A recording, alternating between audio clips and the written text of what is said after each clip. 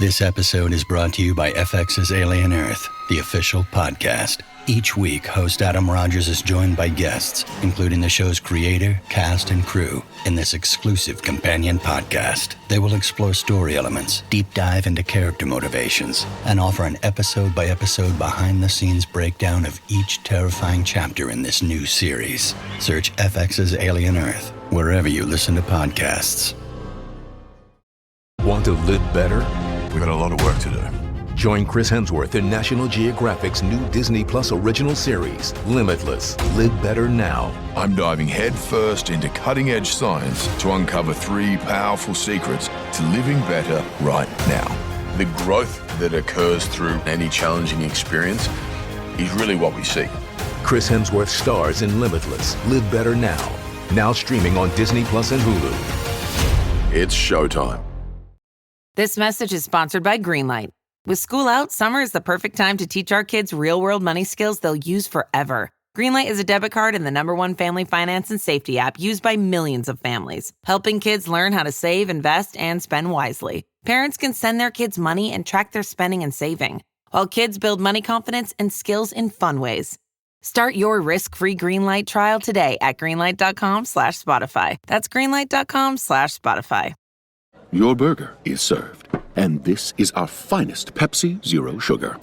Its sweet profile perfectly balances the savory notes of your burger. That is one perfect combination.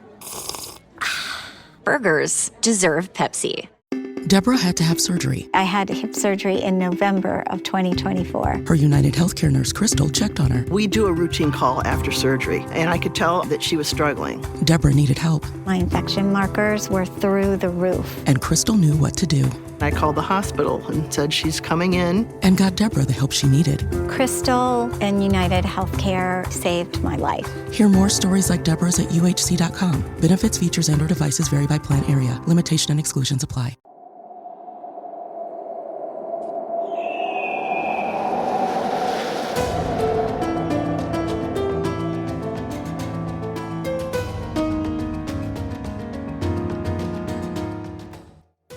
Hello and welcome to the Assassin's Creed Lorecast. We are so excited to bring you this show. Our podcast is all about unraveling all of your favorite mysteries from the Assassin's Creed games. Each episode we'll be talking about a different topic in the Assassin's Creed universe. From Pieces of Eden, solar flares, and the Isu, to the Hidden Ones, the Order of Ancients, and of course, the Animus. We will seek to uncover it all. So join us and maybe even take a leap of faith.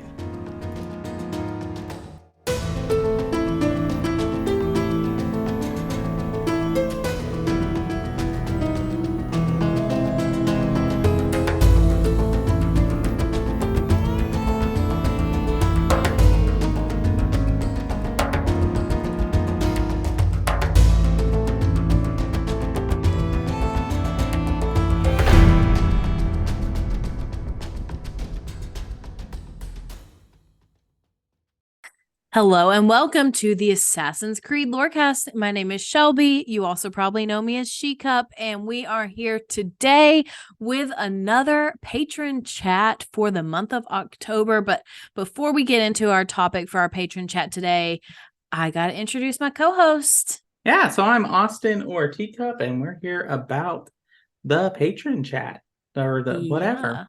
I did something. There were words. And they kind of formed a sentence, but that's what happened there. Once again, as Tom Robots always says, words is hard. Words is hard. So anyway, yes, today is patron chat. We've got SirSitsAlot back with us. Hello and welcome. How's it going, guys? Pretty good. So, we've had some really big happenings in the world of Assassin's Creed over the past week or two. Mirage came out a couple of weeks ago, and Austin is dressing up like an assassin, apparently. And overall, we're just got a lot going on in the world of Assassin's Creed. And so I have heard really good things about Mirage. However, I have not finished playing Valhalla. I'm pretty close, actually. But I have not consumed any Mirage content media yet, other than watching Austin play like the first 15 minutes of the game. So I'm going to hop off the patron chat, and then we can talk about Mirage again once I finish playing it. But that's the update for today. However, before I go, I just wanted to give the listeners an update about my Valhalla playthrough. I don't remember what I said last week, but I've done so much in this game. Like, I went to Vinland, I finished all that. I finished the Asgard and Jotunheim arcs. I finished the arc with the Danish king. What's his name? Starts with an H. Afton? Yes, with Hafton. I finished all that. I finished all of the Wessex, the Winchester, the Sussex, all of those arcs. Sigurd is back. I rescued him. He is not happy with me right now. But that's where we're at. So I'm currently in Lincolnshire right now, and then I have maybe 2 more territories on the map. I don't know if more will come, but that's what I have right now. And then I haven't done any of the DLC either. Oh, and I have one more. I have to go back to Asgard one more time. So that's my playthrough. I have 2 questions, I think. Okay. First, how did you treat Dag at the end? Did you give him his weapon, or did you say F him? I gave him his weapon. And I also gave Ivar the Boneless his weapon too, because I just felt like, for me, is how I'm role playing Eivor. Like, Eivor is not trying to usurp Sigurd's authority. Eivor is just like trying to do her job and trying to bring honor to her clan and like build up Ravensthorpe and like solve these problems that have landed in her lap. And so she's not trying to like take it into her hands to punish anyone. Now with Dag, at least, my Eivor probably would have deprived him of his weapon.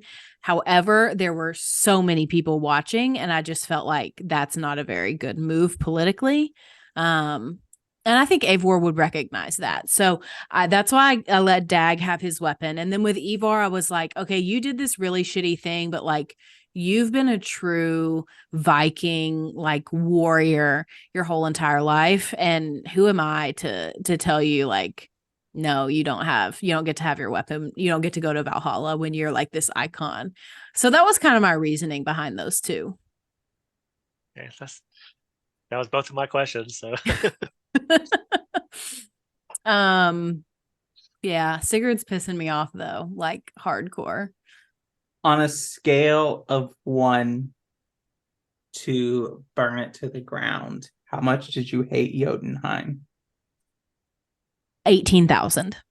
And it wouldn't have been that bad if everything wasn't an illusion. Like, it already takes me, like, it's already difficult for me to figure my way around this place. So when you're adding in illusions into the mix, like, I'm screwed. Yeah, we could just count you out of collectibles for Jotunheim because they're all hidden by illusions and you only get skill points for collecting them. Yeah, no, I don't want that. I don't want that at all. I also, like, when we did our survey, I was getting screenshots of all of the romance options for all the games that you have that in, and putting it in the survey for, who did you romance? And I was making fun of Gunloader and her appearance, and she looks weird. And I didn't realize that she was a Jotun when I was doing screenshots, and I was like, why is her skin that color? And then I met her in Jotunheim, and I was like, oh, I'm an idiot. So that was another fun thing that we did. But it feels like I'm getting closer to the end game. I don't know if that's actually true, but it feels that way. You're probably pretty close, like, without the DLCs. There's a lot to do that you still have left that you can do, but there's not a lot, like, story-wise that you need to experience if you want to run into Mirage. Yeah, I'm not going to go in and do all these I'm not going to find all the opals or the Roman artifacts. I'm not going to, I'm not going to be a completionist, I guess is what I'm trying to say. I'm mainly doing the main quests and the things that have fun storylines. Obviously, I'm going to play the DLC with Cassandra. Right. Siege of Paris is my favorite of the DLCs. I think it's the best put together. But interesting. I don't know. SirSitsAlot might have a different opinion. I know people really like the Ireland DLC. I mean, they're both fine. I had a lot of fun with the what was the expansion that came out near the end? The Mastery Challenge? No, not that one. Where it's kind of like the Tombs of the Fallen or whatever. Or are you talking about the Forgotten Saga, the roguelite? Yeah, the roguelite. I had a lot of fun with that. I didn't think I would, but I had a lot of fun with that. I still haven't done that. It's really fun when you find little ways to cheese stuff. That's what I had to do because there's this one boss it took me forever, and I found out how to cheese them. So I cheesed them every time. Every time I fought him, I just did the same thing. That's fun. So that was fun. Once I get done with Valhalla, I'll be making my way on to Mirage and then probably back. Definitely, obviously back. There's no other option for me. I just don't know which one is going to come first. So we'll see. I think you should go back before you make a hard transition from Mirage to Syndicate or Unity, which with Mirage's gameplay, it probably wouldn't be that hard of a transition. But I think you should go do Odyssey and Origins DLCs. Okay. SirSitsAlot, what do you think? I would say the same. Okay. You can pepper in some other games. Fate of Atlantis is 100% worth everything just for the Isu lore. Okay. I just played through that recently, so again. Cool. Well, I'm going to hop off and let y'all get into Mirage. All right. So this is going to be structured just a little differently because normally we go give impressions and we go back and forth on our Patron chat. But what I thought we could do is I have listed out some different categories and we're just gonna rate them out of 1 out of 10 hidden blades and about Mirage. And my categories are combat, story for what you've experienced. We are going to try to remain as spoiler free as we can. I will say that if you're talking about specific missions, maybe mention this mention of the spoiler, but try to not spoil the ending because it's really awesome and I don't want to spoil that for anyone. Yeah, I'm only an arc and a half in. Yeah. So, but you've played enough. And then the combat, story, kind of characterization. And under characterization, I both like the voice acting, all kinds of stuff like that.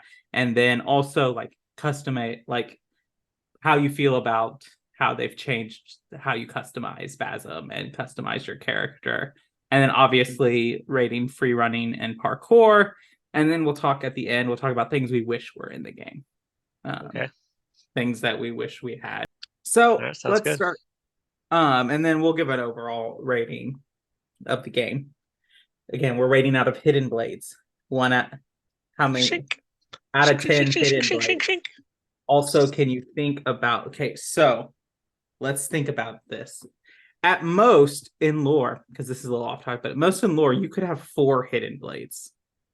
Because you could have 2 wrist blades, and then Xiao Zheng has a foot blade. Right. So you could, in theory, have 2.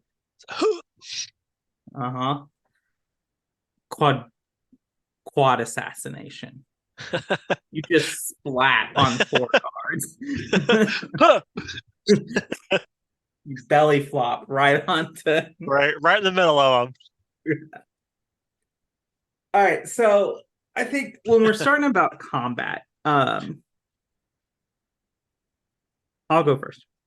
I think with combat for me, I'm gonna rate combat probably around a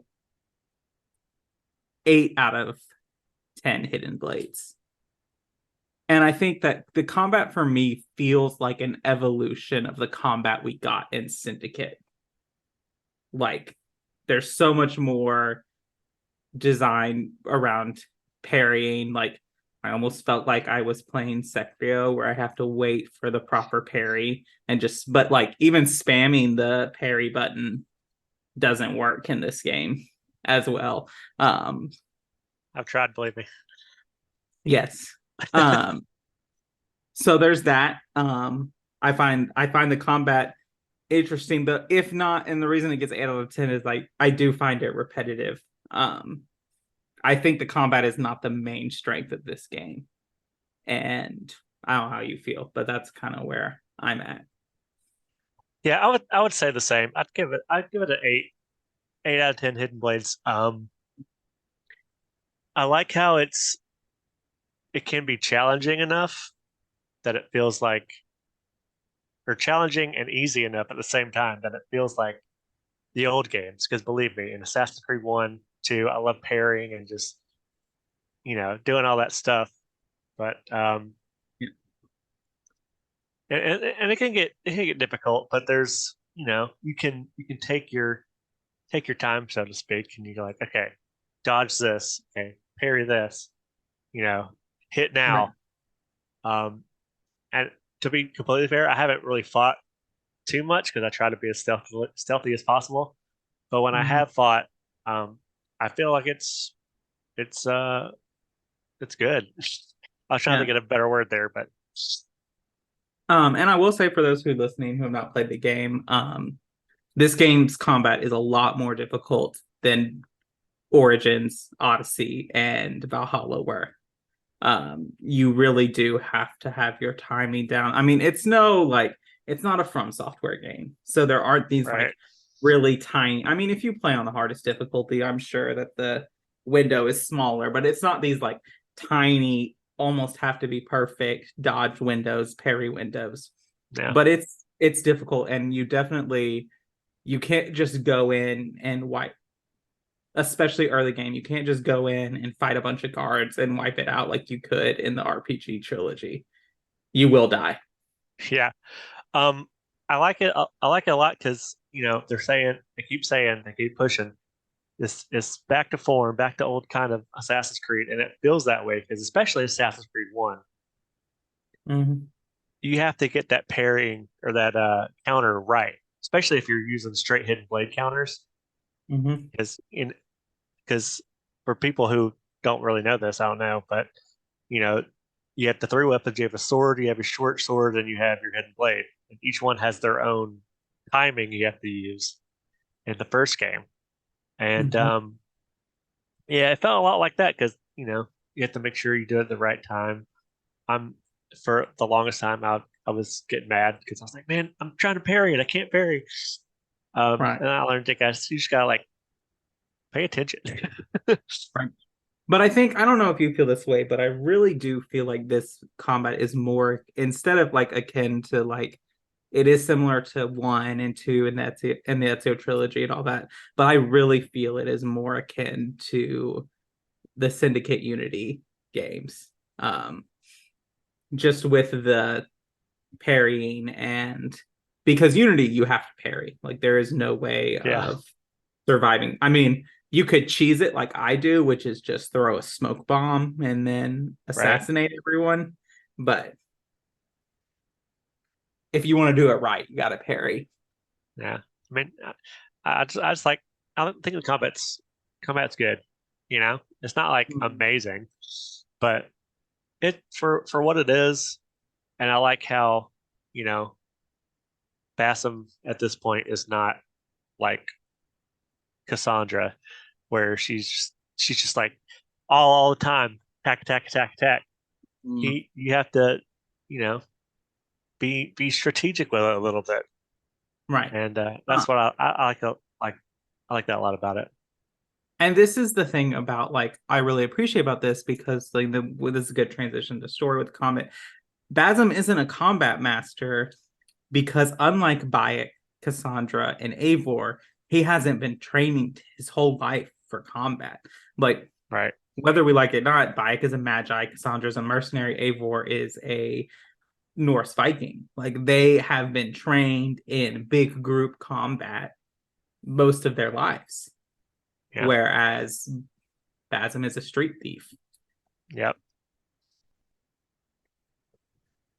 And so, like, with the story, I will say this again, I would give the story probably a solid 8.5 out of 10 Hidden Blades.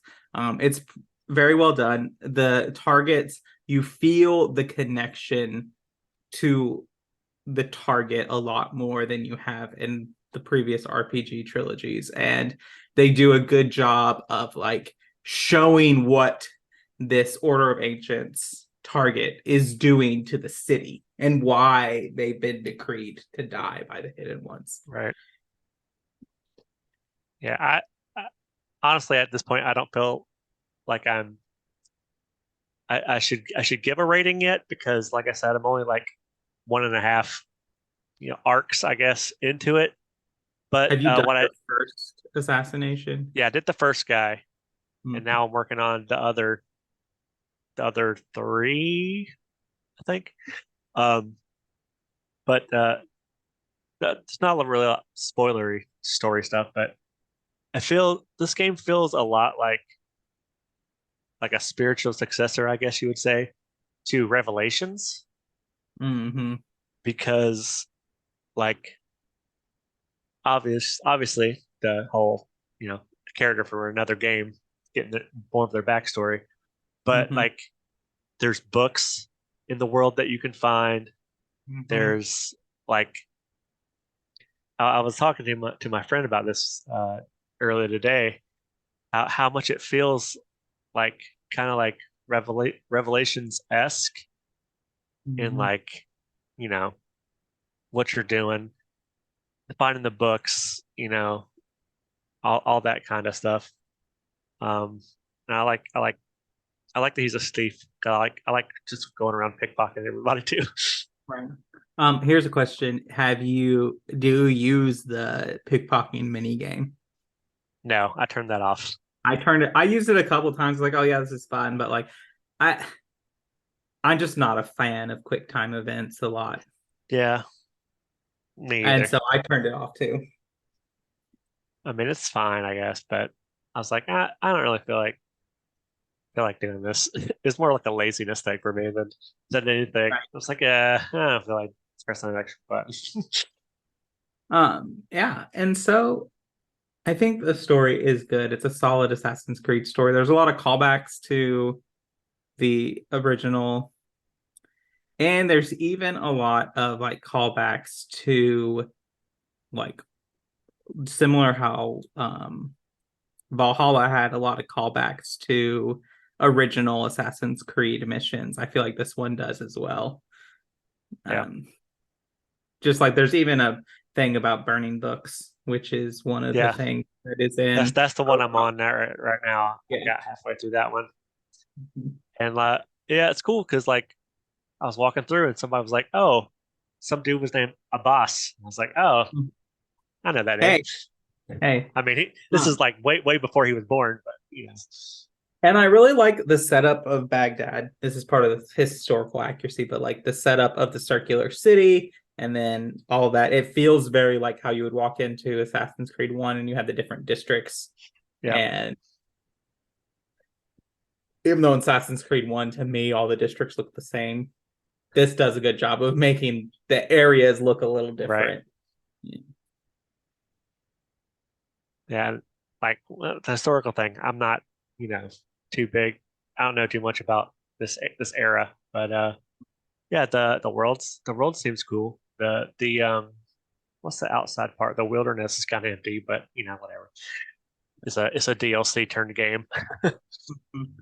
I hope that they do a discovery tour for this game. I think that would be nice. Well, I think the little historical thing are pretty much replacing that in this game. Yeah. But yeah, so Yeah, we're settling around 8, or you haven't given a rating. So then, like, characterization, like, how do you feel the voice acting has been? If you haven't played it, Basm's voice actor is different.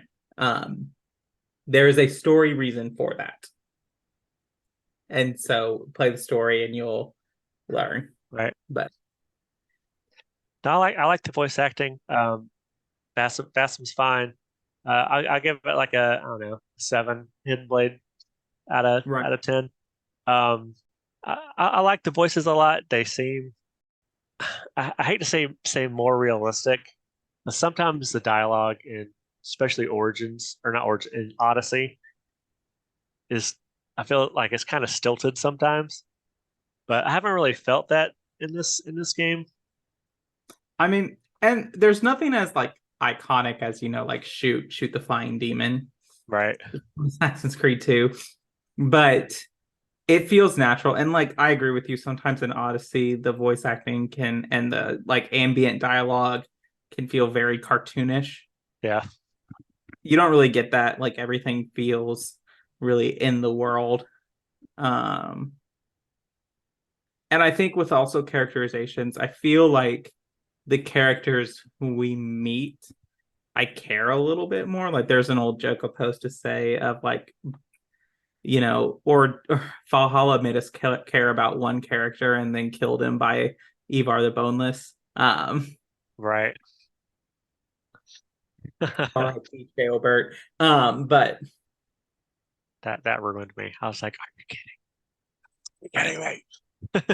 We raised that boy. Come on. Right. Yeah. And what's his name near the end? Like the the boy king or whatever, or yeah. Hello, Nigel here. As an owl, I love to be awake all night, but allergy sufferers like you probably don't feel the same. So take SirSitsAlot at night to relieve allergies while you sleep. Then wake up fully refreshed for a more productive day. SirSitsAlot works fast and offers 24-hour continuous relief from sneezing, runny nose, itchy watery eyes, and itchy nose and throat, so you can enjoy doing the things you love all day long. Be wise all. Take SirSitsAlot at night. Use as directed. Starts working in 45 minutes. Your earbud fell in a coffee cup. You need a taco pick-me-up. When modern life gets rough, grab the timeless taste you love. Paso, the old El Paso. It's back to school season and Clorox is donating 2 million disinfecting wipes to classrooms across America. Because back to school means things can get a little bit messy. Just ask kindergarten teacher Miss Gibson. Give me just one Clorox wipe and I'm ready for glitter glue, exploded lunchbox yogurt, peanut butter handprints, runny noses, picking noses, rubbing noses. Touching noses. Thank you, Edward. Ooh, nap mats and lockers and tissue boxes. And Clorox scissors. disinfecting wipes. Teacher's #1 wipe. Clean feels good. Based on unit sales data. Another switchback. Wait, this isn't the top. Where's the summit? Why am I doing this? At REI Co-op, we believe there are places within ourselves almost there. You got this. That we find only outside. Wow. This is worth it.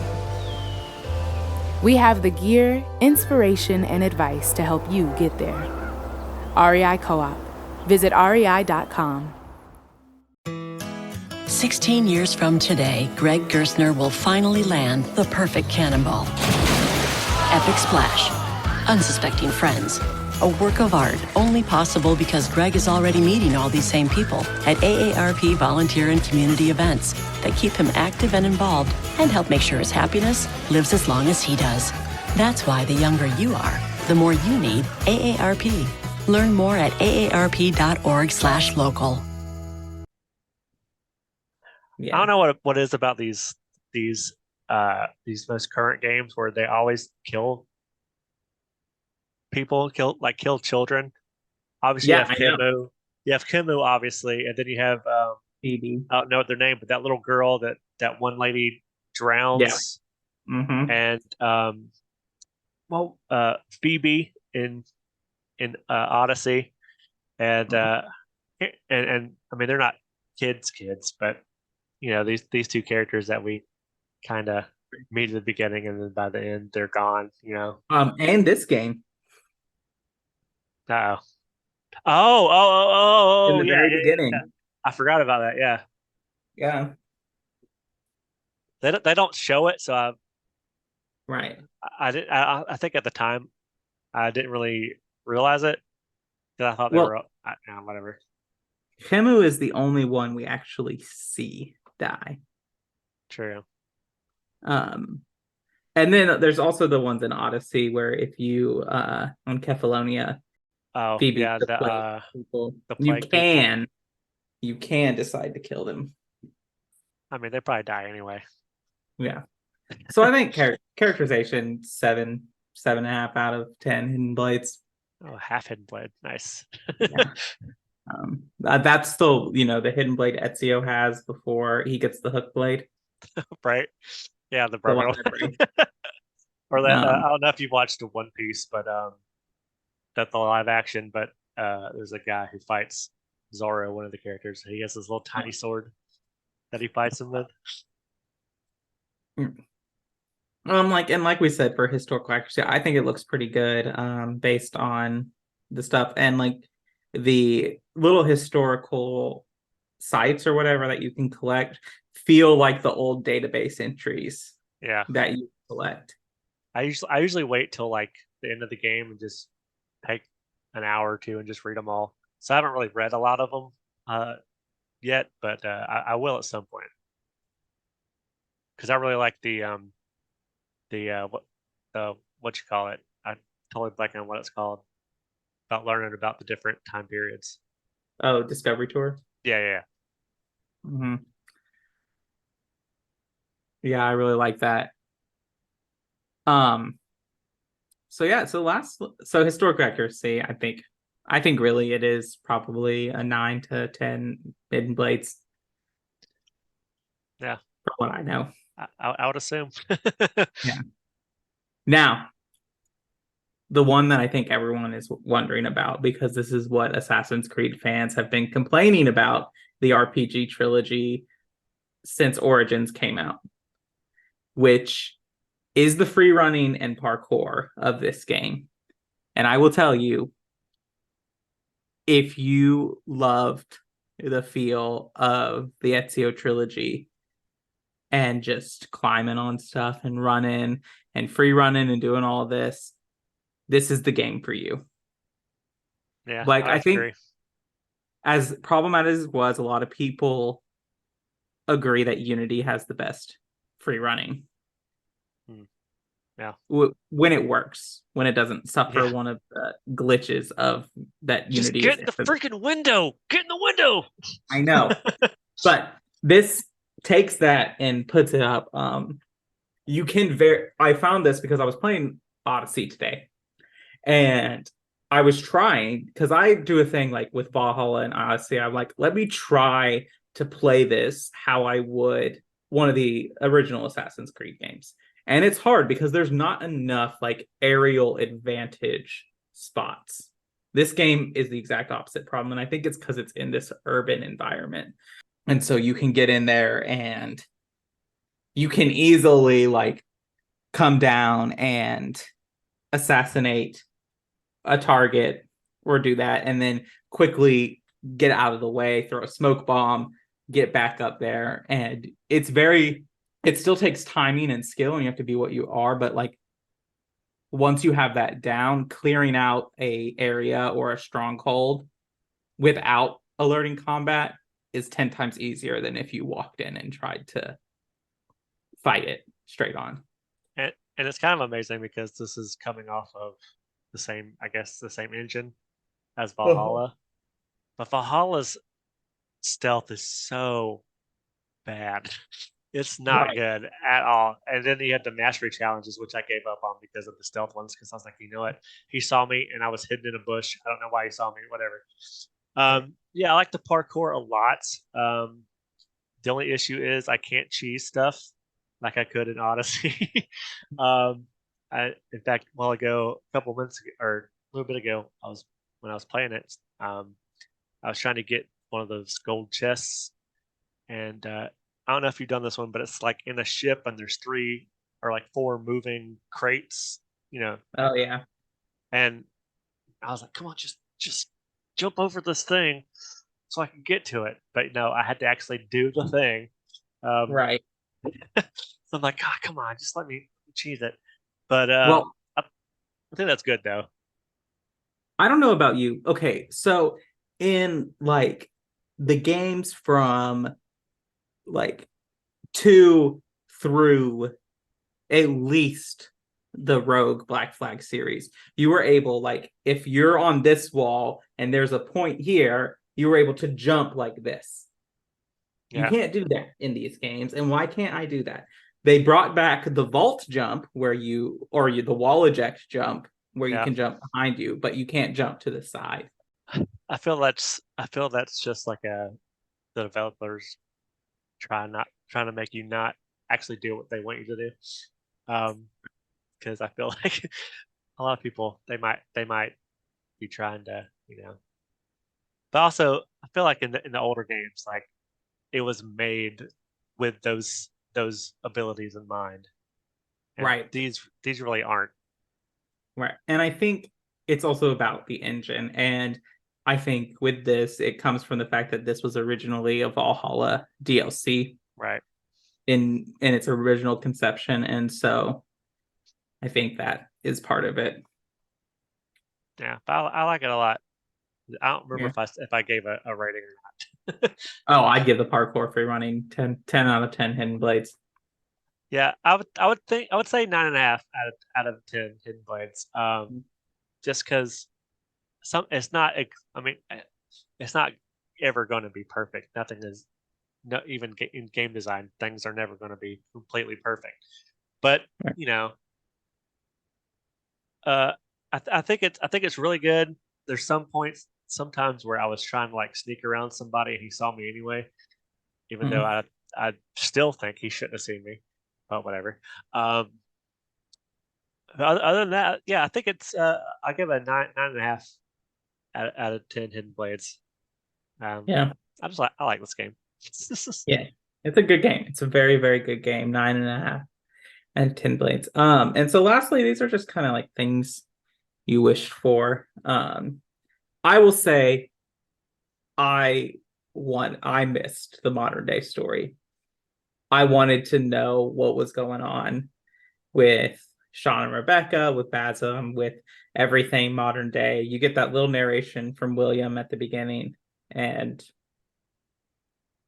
like I missed that. I wanted the modern day story.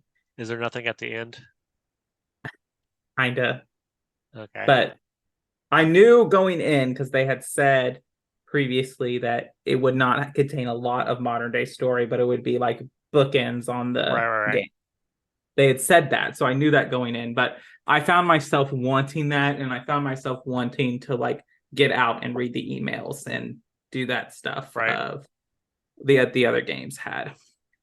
I also I didn't really care. Like, I don't want like, okay, go buy all this armor that looks ridiculously historically inaccurate. Like, why is Eivor wearing full samurai armor in 10th century, 9th century England? Like, that makes zero sense. So I appreciate Why does she that. have an Iron Man suit? Right. But I found myself wanting more weapon customization to kind of feel like, and they kind of give you that with the tools, but I find the tools a little lackluster. You mainly like your go-to tools that I recommend that you're going to have that are the most useful are your smoke bombs and your throwing knives. Yeah. I have them all because for some reason I thought that because I watch a lot of like Assassin's Creed YouTubers and they give out, oh, this developer came out with this and all this stuff. So for some reason I was thinking that you got new tools every time you killed one of the main targets. And I was playing and I was like, oh, I can just get all of them now. So I reallocated all my points and got all the tools and then started building from there. Yeah. Yeah, I mean, when it comes to the modern day, once again, the DLCs don't usually have a lot of modern day anyway. So, I mean, I kind of expected. Yeah. Obviously, they told us that, but it's also kind of expected that there's not a lot of modern day. But I guess they're saving that for whatever is next. Which one is next? You've played Jade, at least in beta. Was there Yeah. modern day elements to Jade? No. No. Okay. But it was also a beta, so I don't know if they will have that or not. Well, I know, and I also know that this launcher world infinity thing that they keep talking about. They keep saying that's going to have modern day elements to it, but I don't know. I just wanted to be like the beginning of Unity, where it's like these are the places you can go, and you can obviously you can't go to any of them, but like the jazz one, that sounds awesome. I want to play that. Right. I think that would be really cool, and like just the modern day story. You know, I know not everyone does, but like running this podcast, like I've obviously like read a bunch of the comics and like grown to like really care about these characters like Galena and Charlotte de la Cruz and like all of these characters that built up in the comics who get referenced in the games. Right. But I want to know what's going on with them, and they're not really releasing that many comics anymore. Yeah, actually named one of my D&D characters Galena, and she's an assassin. That's awesome. Yeah, like I said, I haven't really played a lot, so I don't really know. Like I like the I don't forget what they're called. They're like the little side objectives, not the black box mission things, but the little gold. The gold. The Tales of Baghdad. I think they're called. I like those a lot. That was good. I have, I think, like 2 left. Yeah. But I like those a lot. Yeah. I don't really know what I would want in here. I mean, also modern day would be nice, but I know we're getting that in whichever game comes next. I forget what it is. I believe it's Red. It's the next Codename Red. The next one. I will say this, and listen, Ubisoft, like if any of you developers are listening to this, I don't know how many people will be happy, but I will be so happy if you give us the ability to fight with the hidden blade again. Yeah. Yeah, I like that a lot too. Especially in I used to love doing that, walking up in when they introduced it in 3 and just walking up with only the hidden blades, especially when Connor like dropped one into a dagger or whatever. Yeah.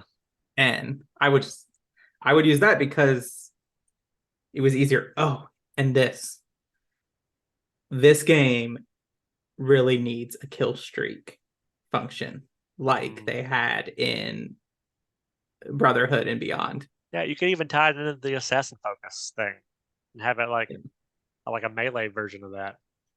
And like and like they used to have it. Did you play the Shadow of Mordor, Shadow of War games? The middle of I don't think so. Yeah. Well, they had an ability where you could chain, like, because in there you use something called executions, and you could chain executions based on an amount of focus that you had. And so I think they could add something where it's not as OP of like in Brotherhood when I can literally be surrounded by 20 guards and then kill one and then they're all just done. Yeah. I played some Lord of the Rings game. I don't remember what it was. It was a long time ago. But I think Basm, the way the combat feels as though a like combo kill streak thing would be a natural progression of the system. Yeah.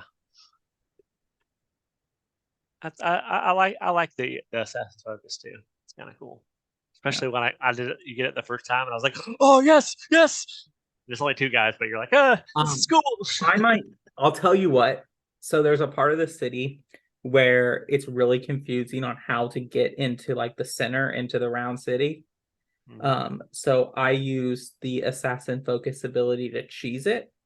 On the higher wall, I find a guard and then assassin focus them, and then I'm up on there so I can get over. Right. Yeah, I did that too with is one of the side missions. I keep forgetting what things are called in this game. Because I only started playing it a couple days ago. But I was doing one of those, and I got one guy on a ledge, and it's actually a ledge assassination, which I didn't think it would. I thought it would just be like you end up behind him somehow. It was actually a ledge assassination, but yeah, I like it a lot. It's a lot of fun. I'm just sitting here trying to think of something I would want added in this game. I think. I do have a question for you. Have you used the filter, like the?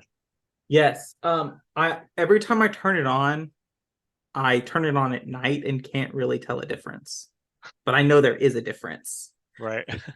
Yeah. I haven't used it yet. I will at some point. Yeah, but if you want the difference, if you want to really see it, I recommend using it during the daytime. Now they just need to add that to all the other Assassin's Creed games, so they can all be monotone. Yes. But yeah, and like you can tell that they tried to keep some elements. Like there is the wilderness out there, like you can obviously explore. There is an Isu set you can get later based on certain quests, and yeah, I got the I've been working really hard on the collectibles. So I have the Isu armor that you get in like the lake thing. Right.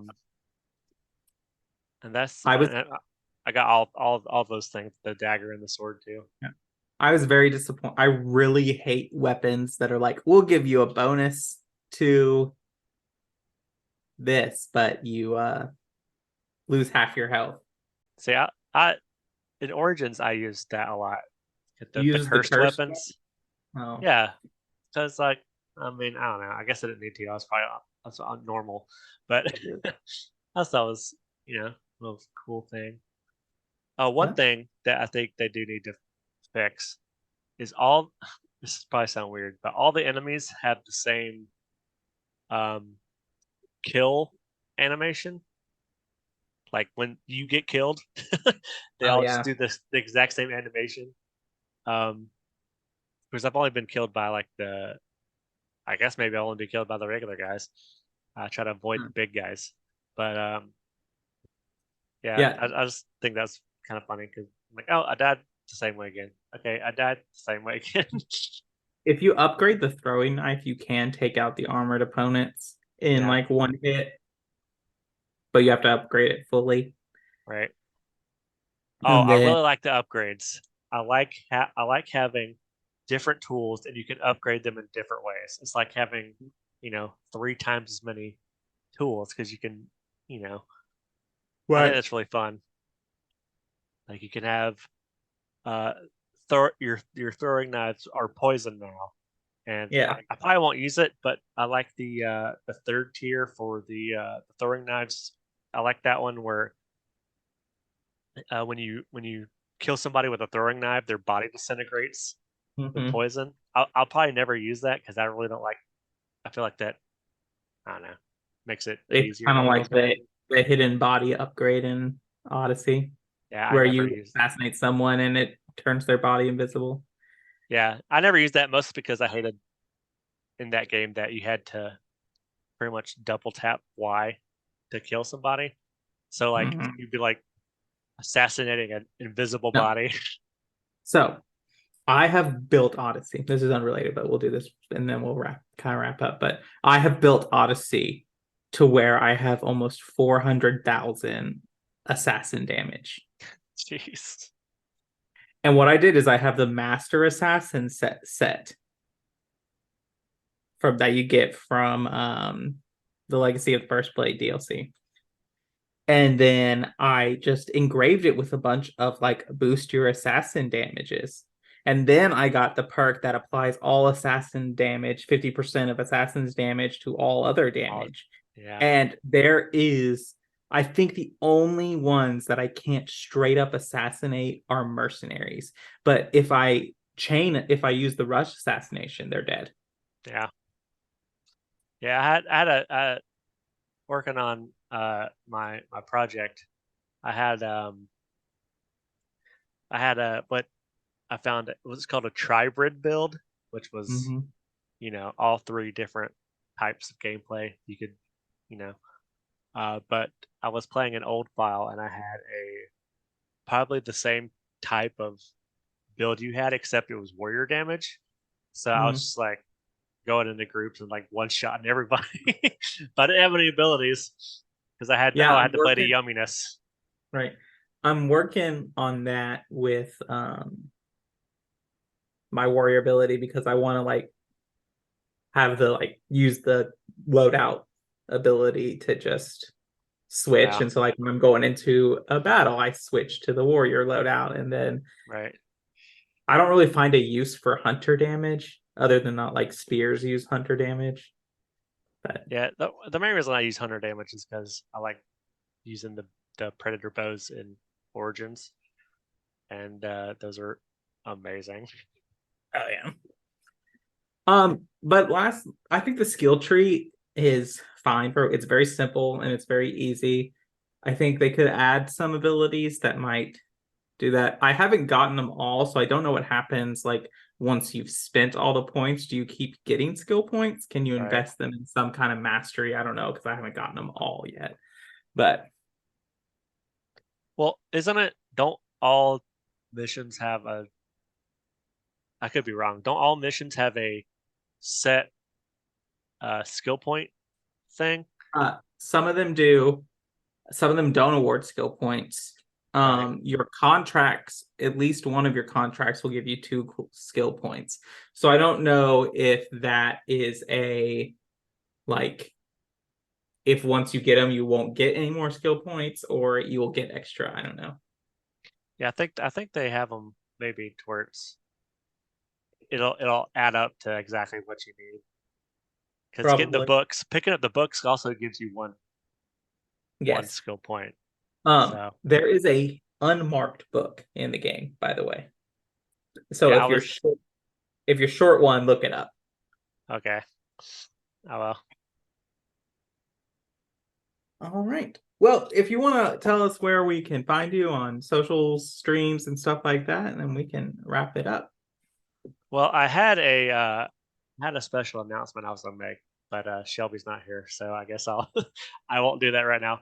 But yeah, you can find me on Twitch, twitch.tv/SirSitsAlot00.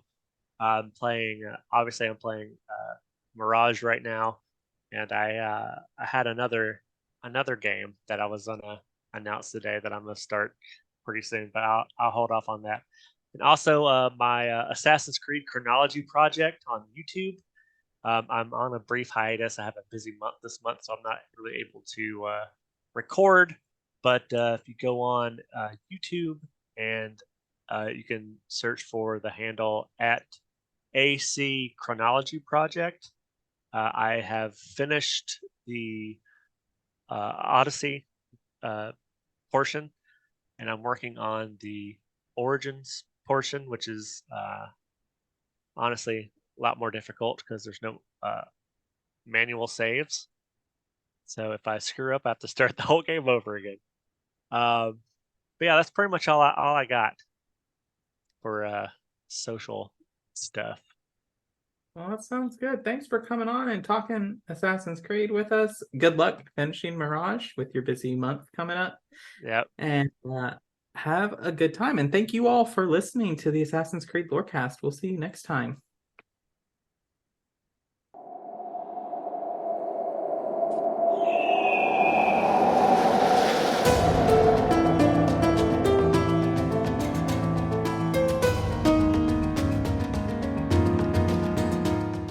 Thanks for listening to the Assassin's Creed Lorecast. You can find us on Twitter at AC Lorecast. If you have any lore questions or topics to unpack, join our Cups Podcasting and More Discord server. It's the best place on the internet. You can also support us financially through our Patreon. Find us on patreon.com/Assassin's Creed Lorecast. The Assassin's Creed Lorecast is part of the Robots Radio Network. For more information about the Robots Radio Network, join the Discord server via the link in our episode's description. If you enjoyed the show or learned something new today, please subscribe, leave us a review, and join the Patreon. And if you enjoyed our intro and outro music, make sure you give a big thank you to Pipeman Studios. Thank you, Pipeman! Thanks again for listening to the Assassin's Creed Lorecast. And always remember, Assassins, stay in the shadows to serve the light.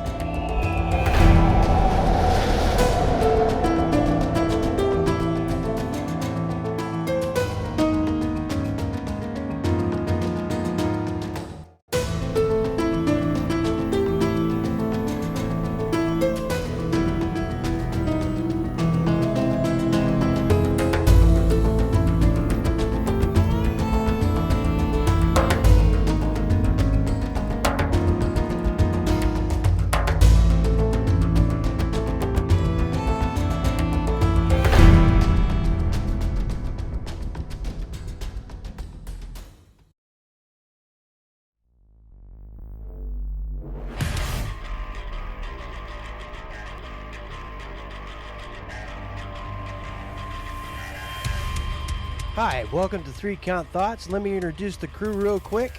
Hi, I'm Maverick Stone. I'm Romer. And I am Jaxus. Join us as we talk all things wrestling. Each week, we'll take a topic from the wrestling world, knock it around a bit, and then go over the week in wrestling from a strictly fan perspective. We can be found on all major podcast catchers.